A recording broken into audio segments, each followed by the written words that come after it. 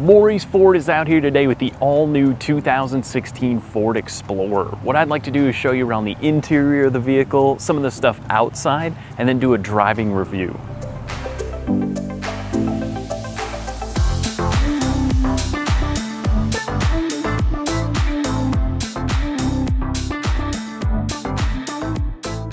So for 2016, Ford stuck with that if it's not broke, don't fix it mentality. The way the 2015 sold, and over 7 million Ford Explorers have been sold since they first came out in the 90s.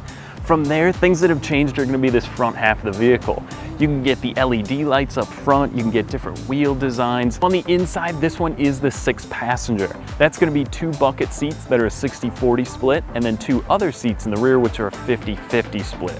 That way you can get plenty of stuff in the back, whether you're going to hockey practice, going up north to the cabin for the weekend, or just need a little more room to haul. I'll show you how well that works.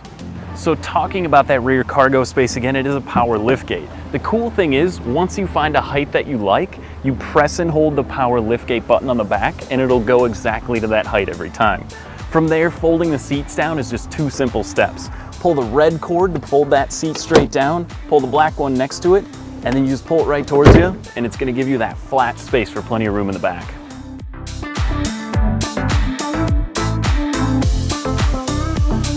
So with even a little bit more room than the Edge already provides, the Explorer has plenty of rear legroom. I mean, there's a good 3 to 4 inches here, and my head isn't even close to hitting on the top.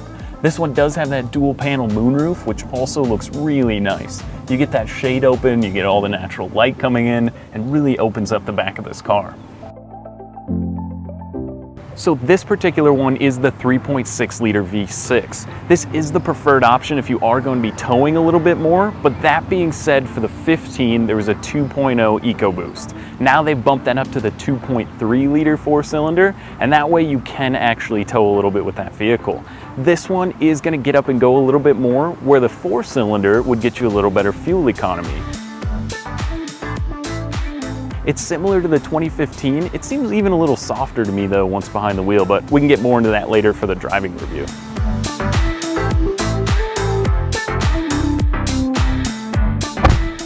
All right, so now we're behind the wheel of the Explorer. Again, this is the XLT model, so go for a little spin around here. Like I said before, they haven't made huge changes because when you have a good thing, you don't want to ruin it. And I really like the way the Explorer drives. It's not a huge, heavy truck you're driving around. It doesn't feel like a monster SUV. I know, especially with this V6, it does have plenty of get up and go, and it's got a lot of room in the back, which is really nice. So let's see how it goes here.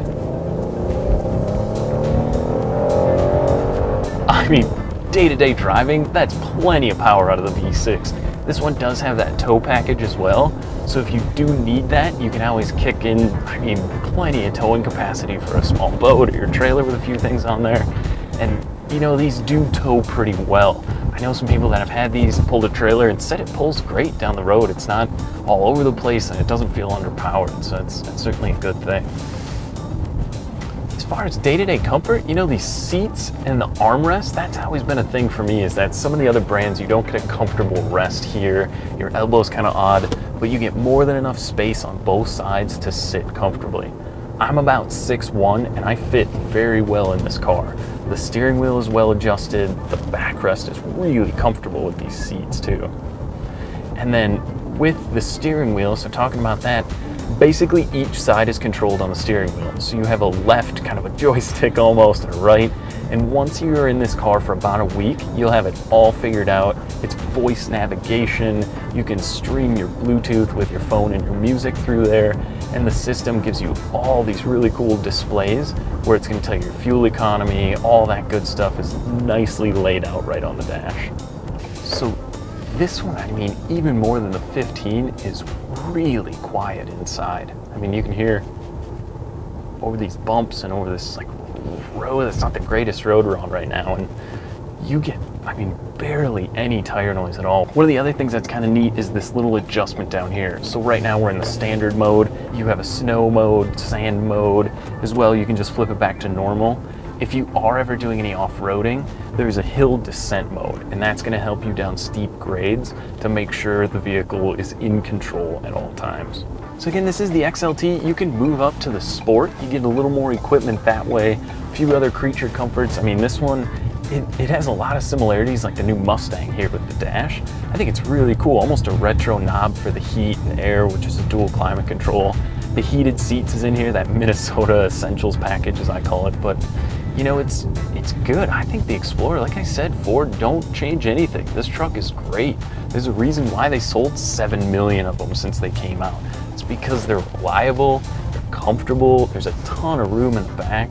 The kids can be in the back comfortably. I mean, I think this thing's great. If you're looking for that mid-size SUV, this Explorer is certainly one to look at.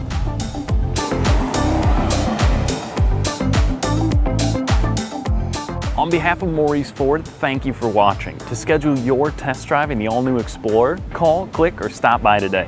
Thanks again for watching, and make sure you buy happy.